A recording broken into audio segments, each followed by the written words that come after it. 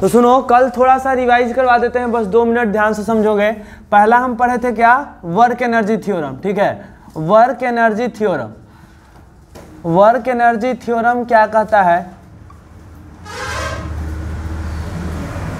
चलो बताओ हिमांशु, बताओ वर्क एनर्जी थ्योरम क्या है। हाँ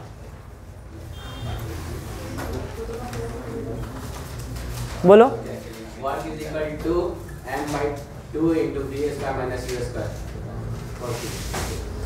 तुम बताओ वर्क एनर्जी थ्योरम। हाँ Prince.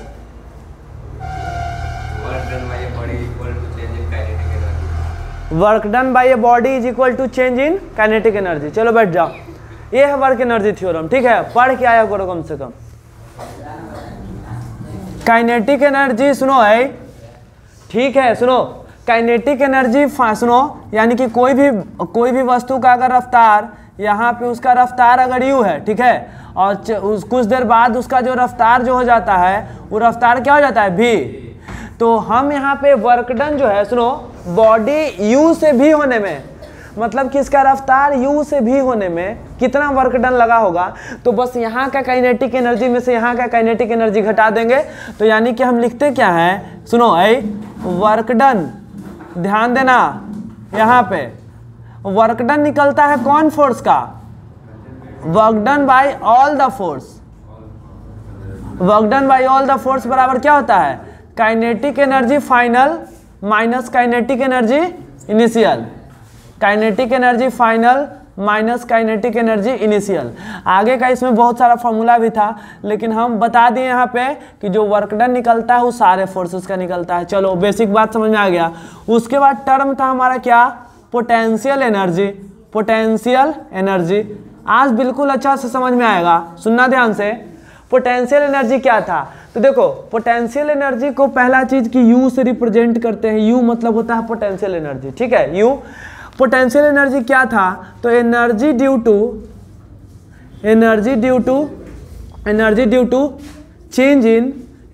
To change in shape size और पोजीशन।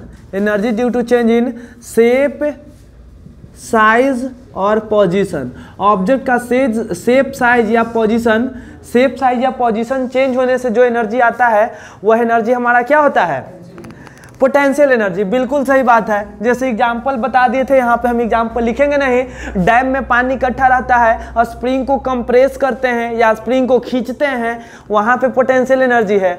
जब धनुष से तीर को खींचते हैं वहाँ पे पोटेंशियल एनर्जी आ जाता है। सिंपल। पक्षी पेड़ पे बैठी हुई होती है, वहाँ पे पोटेंशियल एनर्जी है, मतलब ये सब में पोटेंशियल एनर्जी है। अब बात करेंगे आगे, सुनना ध्यान से। पोटेंशियल एनर्जी के बाद आगे की बात करते हैं। सुनो, पोटेंशियल एनर्जी में ये सारी चीज बता दिए थे। अब बात था कि सुनो, हाँ बोलो। कौन? अच्छा, ओ नहीं देखे नहीं थे, उसको देखेंगे फिर। सुनो, सुनना ध्यान से। पोटेंशियल एनर्जी के बारे में एक बहुत ही अच्छा बात हम क्या बताए थे, अच्छा बात या कॉन्सेप्ट वाली बात, कि सुनो पोटेंशियल एनर्जी का डेफिनेशन या पोटेंशियल एनर्जी का कोई स्पेशल फार्मूला नहीं होता है फिजिक्स में। हमेशा पोटेंशियल एनर्जी का चेंज निकालते हैं। मतलब कि क्या हम बताए थे कि change in potential energy is defined. Change in बोलो, change in potential energy is,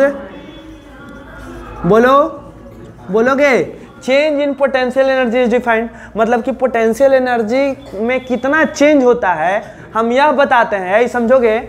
आगे आज बिल्कुल क्लियर हो जाएगा यह बात कि क्या है मतलब पोटेंशियल एनर्जी में चेंज डिफाइन है। कोई सिंगल पोटेंशियल एनर्जी का डेफिनेशन एग्जिस्ट नहीं करता है कि पोटेंशियल एनर्जी निकाल दो। कभी भी किसी का पोटेंशियल एनर्जी निकालने का मतलब होता है कि कितना का पोटेंशियल एनर्जी चेंज आया है इसमें, ठीक है, बात समझ में आया। मतलब एक रेफरेंस पॉइंट रहता है कि यहाँ से यहाँ आने में कितना का चेंजिंग आया है, ठीक है। तो ये बात था। और हम क्या लिखवाए थे बताओ पोटेंशियल एनर्जी में, और क्या बात किए थे, टाइप्स का बात किए थे। एक और बात किए थे, पोटेंशियल एनर्जी डिफाइंड है किसके लिए, potential energy is defined for conservative force. कैसे force, conservative force. Potential energy जय हो लाइन आ गया ना। चलो, potential energy is defined for क्या, potential energy is defined for potential energy is defined for conservative force, सिर्फ कंजर्वेटिव फोर्स के लिए डिफाइंड है। अच्छा, इसीलिए जो कंजर्वेटिव फोर्स होता है, फेमस जो कंजर्वेटिव फोर्स है, ऑलमोस्ट उसी का पोटेंशियल एनर्जी बनता है। तो यहाँ पे हमारे पोटेंशियल एनर्जी के लिए कौन कौन सा टाइप्स आया, ग्रेविटेशनल पोटेंशियल एनर्जी, हाँ ग्रेविटेशनल, और उसके बाद कौन आया था, ग्रेविटेशनल पोटेंशियल एनर्जी, और क्या, मैग्नेटिक नहीं, क्या, इलेक्ट्रोस्टैटिक, इलेक्ट्रोस्टैटिक पोटेंशियल एनर्जी और इलास्टिक। हाँ, और कोई बोले सुनो पोटेंशियल एनर्जी क्या होता है, तो एक लाइन में उसको मतलब समझाओ कि पोटेंशियल एनर्जी तो डिफाइन है नहीं, अभी भैया आप बता दिए कि चेंज इन पोटेंशियल एनर्जी का डेफिनेशन होता है। तो फार्मूला भी बता दीजिए, जनरल फार्मूला जो कि हमेशा लागू हो। तो फार्मूला था कि सुनो ये ध्यान से, सुनो, चेंज इन पोटेंशियल एनर्जी, इसको डेल्टा यू का मतलब सुनो ये क्या लिखा हुआ है, change in potential energy, change in potential energy बराबर होता है, इसका मतलब होता है फाइनल पोटेंशियल एनर्जी माइनस, मतलब यही तो है चेंज इन पोटेंशियल एनर्जी। ठीक है, बात एक जरा सा नहीं, सुनो, you final minus U initial, मतलब चेंज इन पोटेंशियल एनर्जी का फॉर्मूला होता है negative of work done by conservative force, negative of work done bye कौन सा force, by conservative force.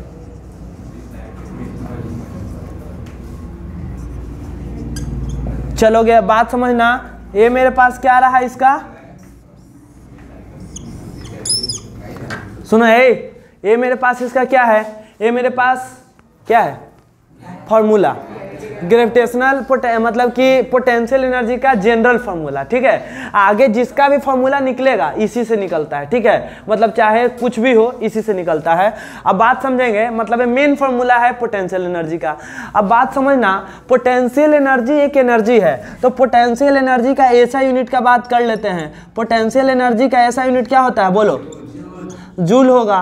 Potential energy का ऐसा यूनिट जूल, और सीजीएस यूनिट क्या होगा, एनर्जी है तो सीजीएस यूनिट क्या होगा, अर्ग, जूल होता है, अर्ग होता है। और इसका डायमेंशन क्या होगा, बोलो,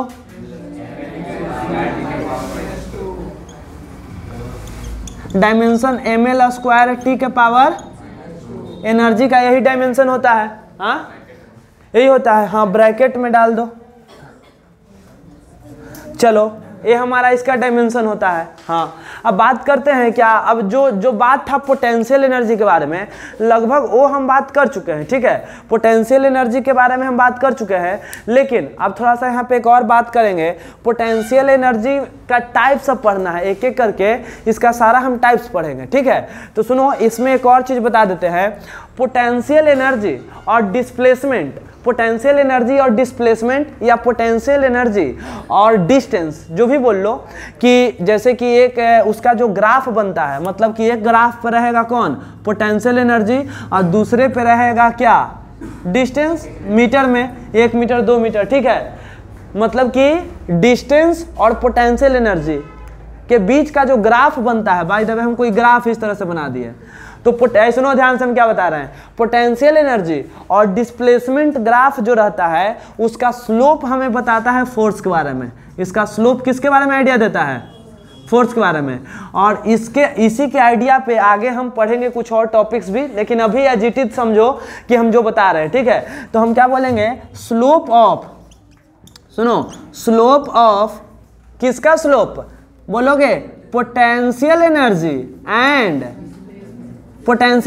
एंड डिस्टेंस या डिस्प्लेसमेंट, जो भी बोल लो, potential energy and distance, slope of potential energy and distance, distance मतलब x, आप x लिख देते हैं, पोटेंशियल एनर्जी और x का जो स्लोप बताता है वह क्या बताता है, बोलो, किसके बारे में, फोर्स देता है। ठीक है, यानी कि स्लोप पोटेंशियल एनर्जी और डिस्टेंस का जो स्लोप है वो किसके बारे में बताता है, फोर्स के बारे में बताता है। ठीक है, वैसे इसका कुछ उस तरह का जो रिलेशन है फॉर्मूला से ही आया है।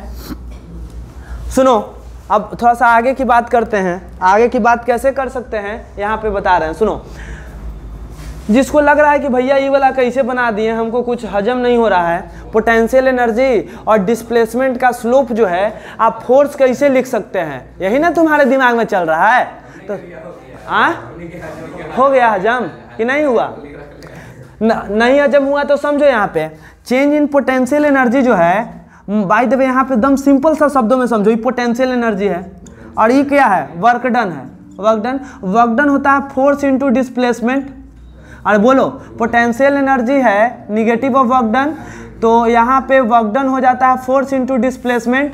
अब फोर्स को यहीं छोड़ दो और डिस्प्लेसमेंट को इधर लेके आ जाओ, तो U/S हो गया। भाई सिंपल है, नहीं समझ में आ रहा है तो अभी के लिए रटो सिंपल, ठीक है? अभी के लिए जो बता रहे हैं सिंपल समझो। पोटेंशियल एनर्जी और डिस्प्लेसमेंट का स्लोप क्या बताता है? समझ में आया कि नहीं आया? बात आया?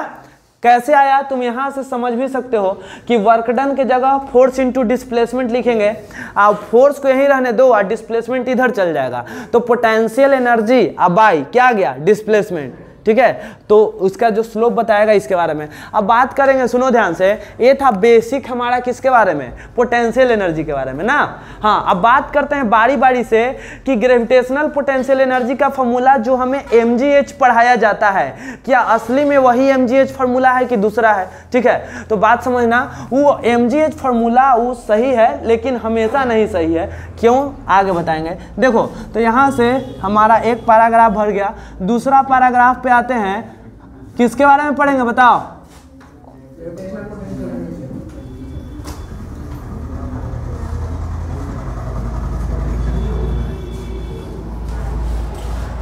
Gravitational potential energy. तो ग्रेविटेशनल पोटेंशियल एनर्जी क्या होता है? सुनो ध्यान से, बिल्कुल हम सिंपल शब्दों में हम बताएंगे। पहला, भैया ग्रेविटेशनल पोटेंशियल एनर्जी जो वर्ड है, जो नाम है, ये मतलब ये निकालते किसके लिए हैं? तो हम बोलेंगे कि बताओ इसका ग्रेविटेशनल पोटेंशियल एनर्जी बताओ, तो इसका आंसर है कि इसका नहीं निकलेगा। इसका ग्रेविटेशनल पोटेंशियल एनर्जी बताओ, नहीं निकलेगा। तो निकलता किसका है? तो मतलब पहला पॉइंट हम बताएंगे कि ग्रेविटेशनल पोटेंशियल एनर्जी कोई वस्तु का, सिंगल ऑब्जेक्ट का नहीं निकलता है, तो किसका निकलता है भैया? सिस्टम का निकलता है। हम बोलेंगे इन दोनों के बीच ग्रेविटेशनल पोटेंशियल एनर्जी बताओ। ये बहुत सारा जो मतलब हम इसको इस तरह से रख दिए, बोलेंगे कि ए वाला इंक का डब्बा, ए वाला इंक का डब्बा, ए वाला इंक का डब्बा, ये एगो सिस्टम बना दिए, इसका ग्रेविटेशनल पोटेंशियल एनर्जी बताओ। तो हमें इस लॉजिक से क्या समझ में आया? सुनो, कि कोई सिंगल बॉडी का ग्रेविटेशनल पोटेंशियल एनर्जी नहीं निकलता है। किसका ग्रेविटेशनल पोटेंशियल एनर्जी निकलता है? पोटेंशियल एनर्जी निकलता, इतना लंबा चौड़ा नाम है, जुबान फंस जा रहा है, ठीक है? किसका ग्रेविटेशनल पोटेंशियल एनर्जी निकलता है?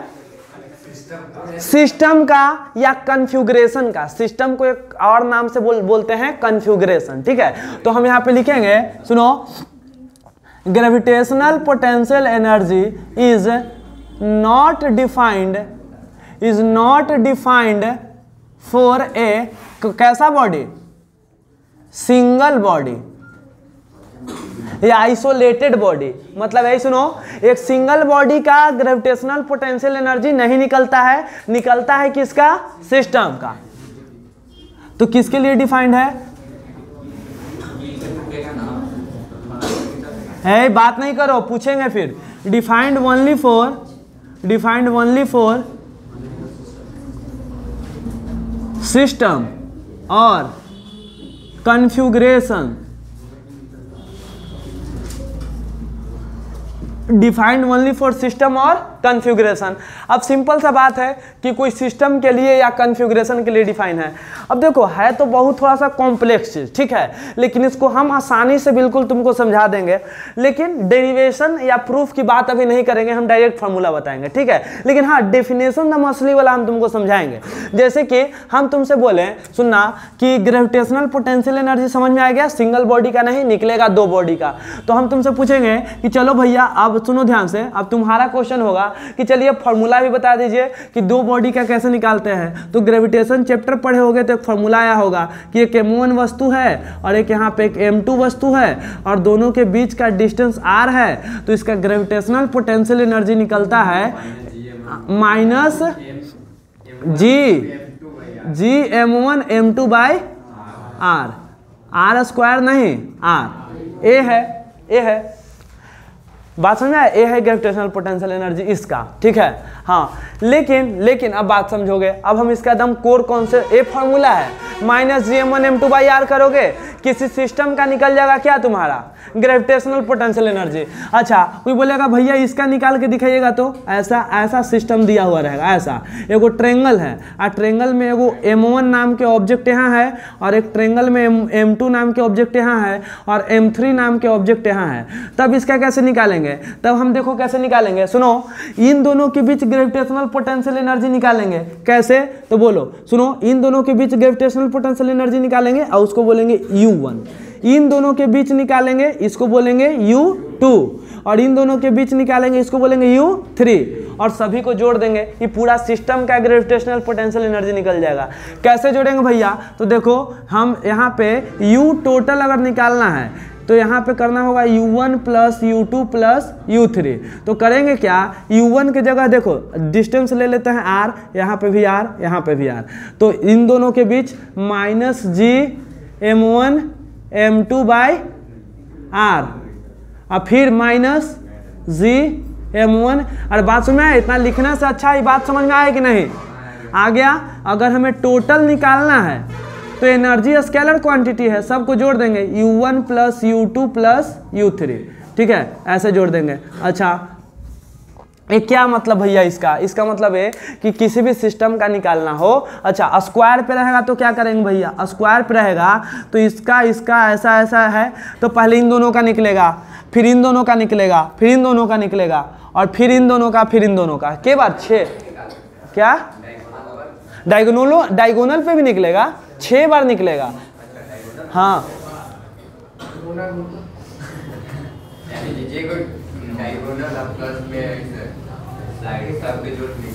हाँ, पूरा जितना पॉसिबल कॉम्बिनेशन बन सकता है दो का, उतना बार। हाँ, सब डायगोनल और साइड। अब देखो ध्यान से, अब यहाँ पे हम बात समझा चुके हैं, अब हम आते हैं पॉइंट पे, मुद्दा पे बात समझोगे? मतलब कि असली दम कोर मतलब क्या है ग्रेविटेशनल पोटेंशियल एनर्जी का? m1 और m2 वस्तु के बीच ग्रेविटेशनल पोटेंशियल है -Gm1m2/r। इसका मतलब ये होता है, सुनना, दो वस्तु के बीच ग्रेविटेशनल पोटेंशियल का मतलब ये होता है, जैसे कि हम तुमसे यहाँ पे एकदम सिंपल सा शब्दों में बोले कि एक ऑब्जेक्ट यहाँ, एक ऑब्जेक्ट यहाँ रखा हुआ है, तो इसका ग्रेविटेशनल पोटेंशियल एनर्जी क्या है? तो इसका आंसर है, सुनना, इसका आंसर है कि पहले इन दोनों को कहां पे ले जाओ? इन्फिनिटी पे। कहां पे? पहले हमारा मार्कर यहां रखा हुआ है, एक मार्कर, और एक मार्कर यहां पे रखा हुआ है। ऐ सुनो, बिल्कुल इजी डेफिनेशन है, लेकिन एक बार बस समझ लो। हम बोलेंगे कि एक मार्कर यहाँ है और एक दूसरा मार्कर यहाँ है, और दोनों के बीच का दूरी कितना मीटर है? 5 मीटर। हम मार्कर है, अब हम बोलेंगे क्या कि दोनों के बीच ग्रेविटेशनल पोटेंशियल एनर्जी निकालो। तो इसका मतलब क्या होता है? मतलब ये होता है कि पहले दोनों को यहाँ से हटाओ, दोनों को हटाओ और ले जाओ कहाँ? इन्फिनिटी पे। कहाँ ले जाना है? इन्फिनिटी पे। कहाँ ले जाना है? इन्फिनिटी पे। अच्छा, और इन्फिनिटी से है, सुनो है ध्यान से, इन्फिनिटी पे ले जाना है, और इन्फिनिटी से एक एक करके ला के रखो। पहले ये जहाँ था रखो, और ये जहाँ था रखो, और इन्फिनिटी से यहाँ पे रखने में जो वर्क डन होता है, ठीक है, जो वर्क डन होता है उस वर्क डन के आगे क्या लगा देते हैं? माइनस। मतलब जो कंजर्वेटिव फोर्स का, सिंपल सा, जो वर्क डन होता है इन्फिनिटी से यहाँ पे ला के रखने में, उस वर्क डन को क्या बोलते हैं? बोलो। उसी वर्कडन यहाँ पे काइनेटिक पोटेंशियल एनर्जी के फॉर्म में दिखता है। हम बोलेंगे कि यहाँ पे पोटेंशियल एनर्जी निकालो इस सिस्टम का। इसका मतलब है कि पहले इस सिस्टम को ले जाओ कहाँ पे? इन्फिनिटी पे, और इन्फिनिटी से एक एक करके उठा के लाओ। यहाँ पे फिर ही था m2 यहाँ पे, और m3 था। इन्फिनिटी मतलब इनफाइनाइट, एक मतलब एक कॉन्सेप्ट बस समझो। इन्फिनिटी मतलब क्या? इतना ज़्यादा डिस्टेंस। इन्फिनिटी कैसे डिफाइन है? अब इसका कोई डिफाइन है ही नहीं कि कितना दूर को इन्फिनिटी बोलते हैं, बस सिस्टम जो बात समझा रहा है वही समझो। सुनो तो इसके ज़्यादा लॉजिक मत लगाओ। दो ऑब्जेक्ट का ग्रेविटेशनल पोटेंशियल एनर्जी का मतलब होता है कि पहले इन्फिनिटी से उस सिस्टम पे ला के रखने में जो वर्क डन लगता है वही कहीं ना कहीं स्टोर होता है किस फॉर्म में, पोटेंशियल एनर्जी के फॉर्म में। ठीक है, बात समझ में आया? अच्छा ये बात है, तो ये थोड़ा सा बात जो था ये हम लॉजिकल ही बता दिए। अब बात करते हैं, सुनो आगे, सुनो ध्यान से। मतलब दो ऑब्जेक्ट का ग्रेविटेशनल पोटेंशियल एनर्जी निकाल सकते हो कौन फॉर्मूला से, -gm1m2/r। 3 को रहेगा तो पहले ये दोनों का निकालना, ये दोनों का, इन दोनों का, फिर सबको क्या कर देना, जोड़ देना। ठीक है, कोई दिक्कत नहीं होगा। अब बात करते हैं कि ग्रेविटेशनल पोटेंशियल एनर्जी भैया क्या हमेशा निगेटिव रहता है? तो आंसर है कि हाँ बाबू, इसमें माइनस लगा हुआ है, तो माइनस लगा हुआ है तो समझना m1 और m2 का भी माइनस तो हो नहीं सकता है। अब दूरी माइनस में कैसे लेंगे, दूरी तो हमेशा कुछ डिस्टेंस रहेगा ही रहेगा। यानी कि gravitational potential energy, gravitational potential energy क्या रहता है, ऑलवेज कैसा रहेगा बोलो, always negative. Gravitational potential energy कैसा रहता है, ऑलवेज निगेटिव। भाई हमेशा निगेटिव रहेगा, एकदम सिंपल। ठीक है, अच्छा तो निगेटिव रहेगा तो एक बात बताइए भैया, क्या कभी ग्रेविटेशनल पोटेंशियल एनर्जी प्लस में होता है क्या? नहीं होता है। तो भैया हम तो पढ़े हैं mgh, mgh का आंसर तो हमेशा प्लस में आता है, m × g × h। mgh क्या चीज में आता है, प्लस में। तो आप तो बोल रहे हैं पोटेंशियल एनर्जी हमें प्लस में हो ही नहीं सकता है, तो वहां पे आएंगे। लेकिन अभी जो हम बता रहे हैं उस पर ट्रस्ट करो, ग्रेविटेशनल पोटेंशियल एनर्जी कभी भी पॉजिटिव नहीं हो सकता है, हमेशा निगेटिव रहेगा। ज्यादा से ज्यादा क्या हो सकता है, 0 हो सकता है। ज्यादा से ज्यादा क्या हो सकता है, 0। कैसे 0 होगा भैया, तो बताते हैं। ग्रेविटेशनल पोटेंशियल एनर्जी, सुनो, ग्रेविटेशनल पोटेंशियल एनर्जी का maximum value, gravitational potential energy जो हो सकता है, ग्रेविटेशनल पोटेंशियल एनर्जी का जो मैक्सिमम वैल्यू, मैक्सिमम कितना हो सकता है बोलो, 0। कहां पे होगा 0, eight infinite separation, eight infinite separation.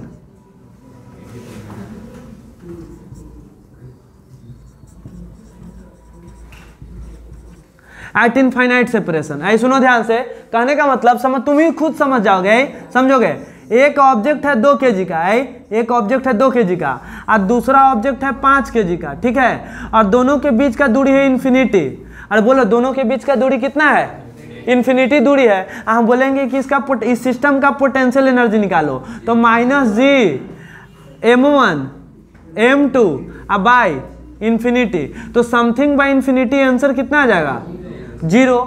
तो दो वस्तु के बीच का अगर दूरी इन्फिनिटी है तो उन दोनों के बीच पोटेंशियल एनर्जी कितना आ जाएगा, 0। तो बस सिंपल याद रखना, ग्रेविटेशनल पोटेंशियल एनर्जी हमेशा माइनस में रहता है। ज़्यादा से ज़्यादा होगा तो 0 हो सकता है। जैसे जैसे दूर ले जाते हैं तो माइनस में वैल्यू कमता जाएगा, यानी कि ग्रेविटेशनल पोटेंशियल एनर्जी बढ़ता है। जैसे जैसे हम दूर जाते हैं, जैसे जैसे हम दूर जाते हैं, दो ऑब्जेक्ट को जैसे जैसे दूर ले जाओगे तो क्या होगा, कम माइनस होते जाएगा, यानी कि ग्रेविटेशनल पोटेंशियल एनर्जी बढ़ता जाएगा। बस 2 बात हाईलाइटेड याद रखना, हमेशा माइनस में, ज़्यादा से ज़्यादा होता है 0। आप पूछेंगे 0 कहाँ होता है, तब बोलना है कहाँ, इन्फिनिटी पे नहीं, दो ऑब्जेक्ट के बीच में इन्फिनिटी डिस्टेंस रहेगा तब। इन्फिनिटी पे तो वैसा भी ठीक है, वो भी आंसर सही है, कोई दिक्कत नहीं है। लेकिन इन्फिनिटी सेपरेशन याद रखना, दो वस्तु के बीच का दूरी कितना रहना चाहिए, इन्फिनिटी।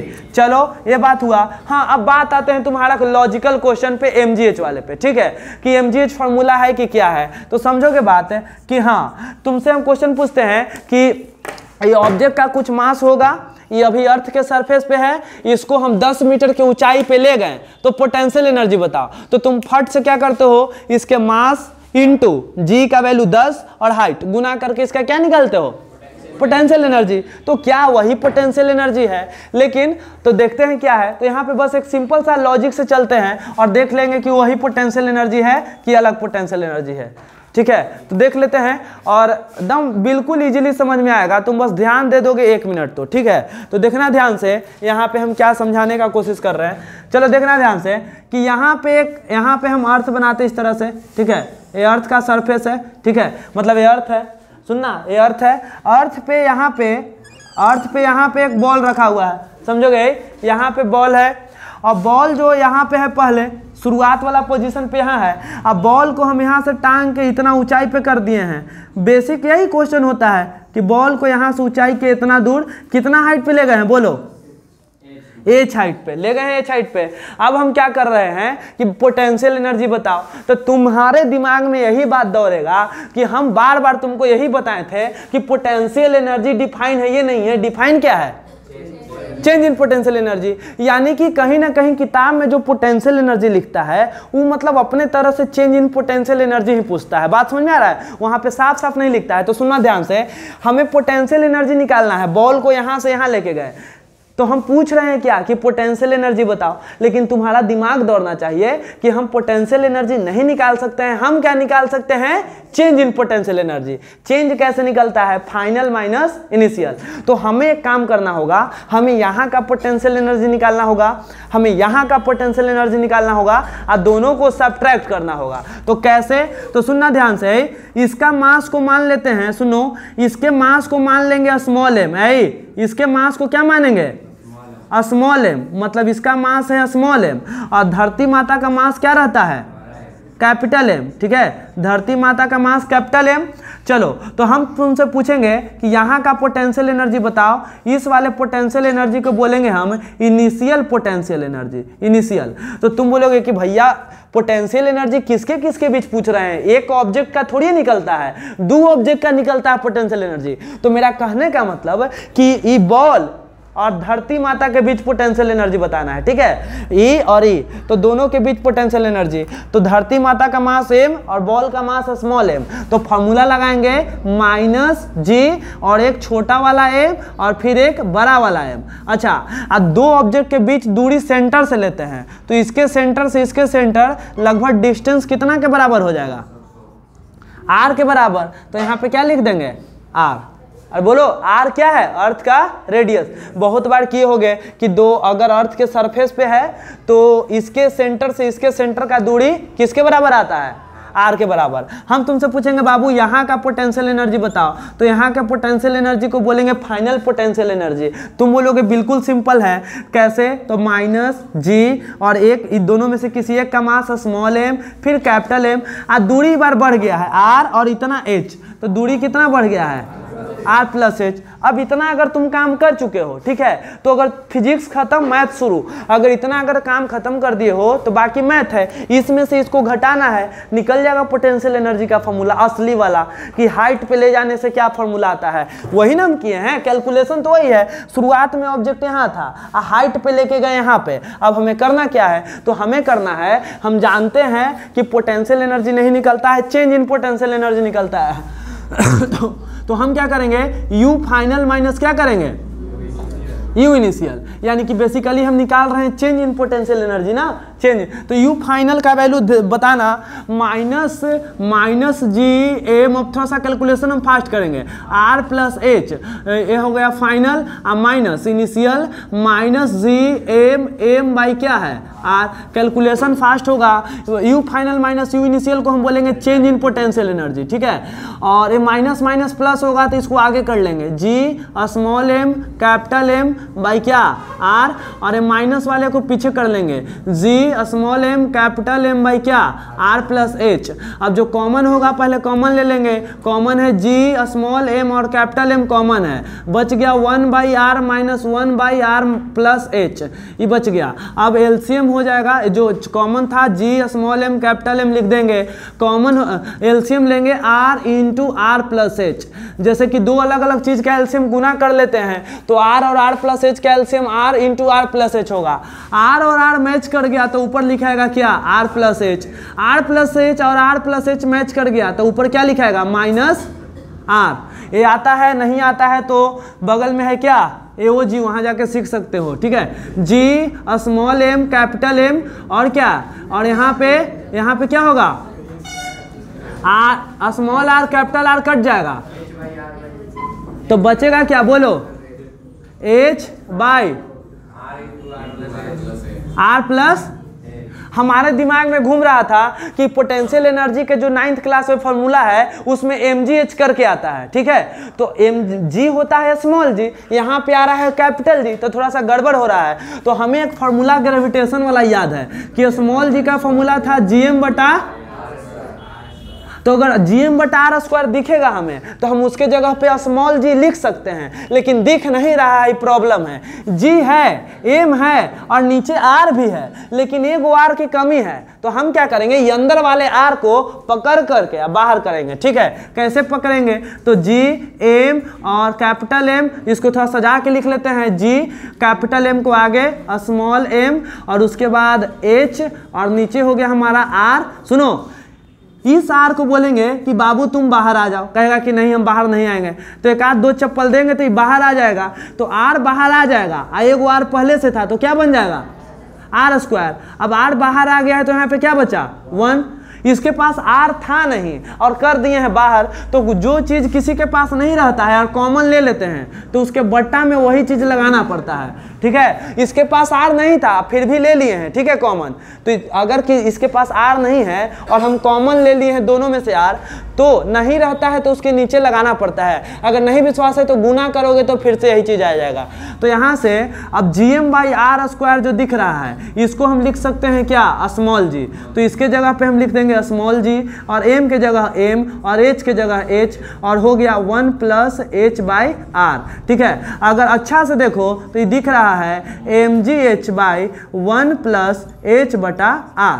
असली में यही फॉर्मूला है किसका, gravitational change in potential energy का, जब हम किसी हाइट पे ले जाते हैं तो, ठीक है। तो भैया mgh हमारे किताब में गलती लिखा हुआ है, आप ही ज़्यादा पढ़ाने वाला बन गए हैं क्या? नहीं, हम पढ़ाने वाले नहीं बन गए हैं, हम सिखाने वाले बन गए हैं। देखो ध्यान से, हमारे किताब में जो भी कैलकुलेशन होता है उसका हाइट बहुत कम होता है। कहने का मतलब हमारा हाइट जो होता है बेसिक, ये फॉर्मूला हमेशा सही है, पोटेंशियल एनर्जी किसी भी हाइट के लिए निकाल सकते हैं, लेकिन जो हमारा कैलकुलेशन होता है हमारे बुक में 9th क्लास के सिलेबस के अकॉर्डिंग में हमारा कैलकुलेशन बहुत कम हाइट के लिए होता है। तो अगर हाइट कम रहेगा, हाइट कितना रहता है 200 मीटर, 500 मीटर, 50 मीटर, 60 मीटर ऊपर जाते हैं और नीचे है देखो कितना 6400 किलोमीटर। तो ई कम आई ज़्यादा, न्यूमिनेटर कम और डिनोमिनेटर बहुत ज़्यादा, तो इसका वैल्यू लगभग मतलब दम कम आ जाएगा, 0 के बराबर, ठीक है। तो यहाँ पे हम क्या बोलेंगे, सुनना है, फॉर अ स्मॉल हाइट, क्या लिखेंगे, फॉर अ स्मॉल हाइट। अगर हम हाइट कम, सुनो है हमारा अगर कैलकुलेशन है, सुनो, अगर हमारा कैलकुलेशन कम हाइट के लिए है, कम हाइट के लिए मतलब कि अगर हमारा h जो है वो बहुत कम है, किससे, अरे बोलो किससे, r से। अगर r बहुत बड़ा है, r तो बहुत बड़ा है ही, 6400 किलोमीटर है, और अगर मेरा h हाइट बहुत कम है, जैसे कि अगर हम यहाँ से इतना ऊंचाई पे गए हैं तो हम डायरेक्ट ही वाला फार्मूला नहीं लगाएंगे। काहे नहीं लगाएंगे, क्योंकि हाइट इतना ऊंचा गेवे किए हैं। हाँ बोलो, तो लगाने के लिए लगाओ, लेकिन दिमाग खराब हो जाएगा। यहाँ पे भरोगे 2 मीटर या 10 मीटर और नीचे रहेगा 6400 किलोमीटर, हाँ, तो थोड़ा सा कैलकुलेशन मुश्किल हो जाएगा। तो हम मान के चलते हैं कि अगर हाइट कम है तो h/r का जो वैल्यू होगा ना, h/r का लगभग वैल्यू कितना हो जाएगा, 0। अरे भाई हम बोलेंगे कि 2/6400 किलोमीटर, 6400 किलोमीटर पर 3 गो 0 आओ, इसका वैल्यू कितना हो गया, इकाई दहाई सैकड़ा हजार 10,000 लाख 10 लाख, 2/64 लाख। 64 लाख को 2 से भागा देंगे तो 0.00000 ऐसा आएगा क्या कुछ, हाँ कि नहीं आएगा, अरे बोलो आएगा। तो h/, मतलब कि मेरा कहने का सिंपल मतलब है कि अगर हाइट कम रहता है तो h/r का जो वैल्यू है ना वो लगभग किसके बराबर रहेगा, अरे समझ में आ रहा है कि नहीं आ रहा है, हाँ 0 के बराबर। तो जब ये 0 हो जाएगा तो बच जाएगा क्या फॉर्मूला, बोलो क्या बचेगा, mgh। और यही तुमको सिखाया जाता है कि mgh, ठीक है, दोनों फॉर्मूला लगाएंगे। हाँ लेकिन कोई कह दे तुम गड़बड़ा के गुंजा, अगर ये वाला हम नहीं बताते तो तुम गड़बड़ी में आ जाते। कब, हम तुम्हारे ही सिलेबस से क्वेश्चन पूछ लेते हैं कि एक ऑब्जेक्ट का मास है 100 kg और उसको हम 6400 किलोमीटर ऊंचाई पे ले गए हैं। कितना ऊंचाई पे, 6400 किलोमीटर। वहां पे तुम हमको बताओ क्या, चेंज इन पोटेंशियल एनर्जी या पोटेंशियल एनर्जी, पोटेंशियल एनर्जी बताओ। तो तुम लगाते ये वाला फॉर्मूला, m 100 kg, g 10 और h गलती हो जाता, क्योंकि भाई 6400 किलोमीटर ऊपर गए हो तो जी का वैल्यू जो है वो भी बदलता है ना, तो जनरल फार्मूला ये वाला लगाएंगे। इसमें जी का वैल्यू हमेशा भरो 9.8, कोई दिक्कत नहीं है, क्योंकि सारा चीज कैलकुलेशन करके प्रूफ किया गया है। यहाँ पे भरोगे तो आंसर असली यहाँ पे आएगा। अगर हाइट बहुत ज़्यादा है, हाइट बहुत ज़्यादा है तभी फॉर्मूला लगाओ, अगर हाइट बहुत कम है तो ये फॉर्मूला लगा लो फॉर स्मॉल हाइट, ठीक है। तो वैसा क्वेश्चन भी किए थे। तो बेसिकली कोई क्वेश्चन पूछता है कि इसका पोटेंशियल एनर्जी बताओ, तो पोटेंशियल एनर्जी नहीं, चेंज इन पोटेंशियल एनर्जी बताओ। ग्राउंड से यहाँ गया तो कितना का चेंज आया, ठीक है।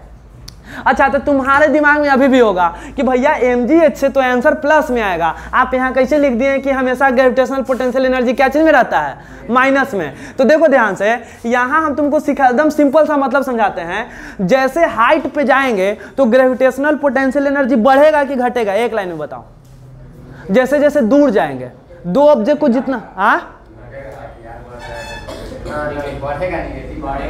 बढ़ेगा ना, तो बढ़ेगा तो हम मानते हैं कि देखो एकदम सिंपल लॉजिक बता रहे हैं। यहाँ का ग्रेविटेशनल पोटेंशियल एनर्जी था -8, माइनस कितना 8। यहाँ का ग्रेविटेशनल पोटेंशियल एनर्जी था -8 जूल, कितना जूल 8 जूल। ऐसा सुना, यहाँ का ग्रेविटेशनल पोटेंशियल एनर्जी कितना जूल -8 जूल। अब थोड़ा सा ऊपर गए तो थोड़ा सा बढ़ा होगा, तो बढ़ने से हो गया -5 जूल। बोलो कितना जूल, -5 जूल। अब थोड़ा सा चेंज निकालो तो change, final minus initial, final minus initial 5 minus 8 तो कितना होगा -5 + 8 कितना जूल। आंसर क्या चीज में आ गया। तो change in potential energy plus में आ सकता है, लेकिन पोटेंशियल एनर्जी हमेशा माइनस में रहता है। बात समझोगे, change in potential energy plus में आ सकता है बाबू। देखो यहाँ पे -8 जूल पोटेंशियल एनर्जी और यहाँ पे -5 जूल पोटेंशियल एनर्जी, तो change in potential energy plus में आ सकता है, लेकिन पोटेंशियल एनर्जी कभी भी प्लस में नहीं आ सकता है। इस कंफ्यूजन में नहीं रहना। बात समझ में आया। हाँ, यही सोच रहे थे ना। हाँ, तो यही बात समझो। क्या समझ में आया। यहाँ पे हम इस लाइन को भी लिख देते हैं, जो कि मतलब कि दम डेप्थ की बात बता रहे हैं, हम दम पूरा गहराई है फिजिक्स का, उसमें से घुस के हम बता रहे हैं, ठीक है, कि पोटेंशियल एनर्जी हमेशा माइनस में रहता है, लेकिन change in potential energy plus में हो सकता है, ठीक है। Change in potential energy, change in potential energy can be positive.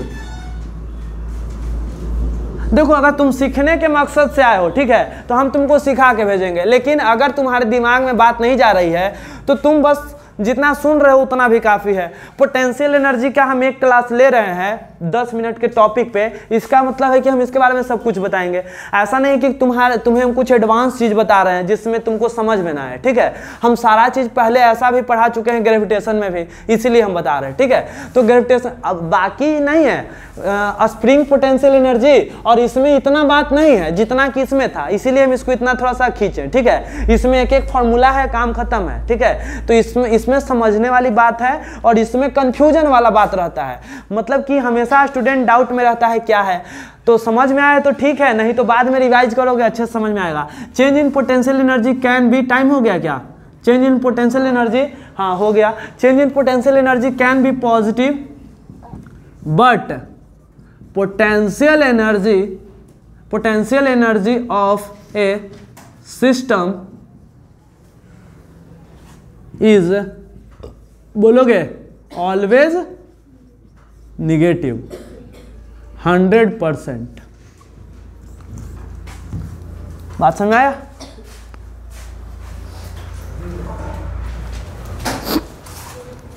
तो आज के लिए रहने देते हैं इतना ही। वैसे स्प्रिंग पोटेंशियल एनर्जी और बाकी जो है वो दोनों नेक्स्ट क्लास में देखेंगे, ज़्यादा है नहीं। और फिर पावर और conservation of mechanical energy 2-3 class और होगा, 2-3-4 क्लास जितना हो जाए, मैक्सिमम 3।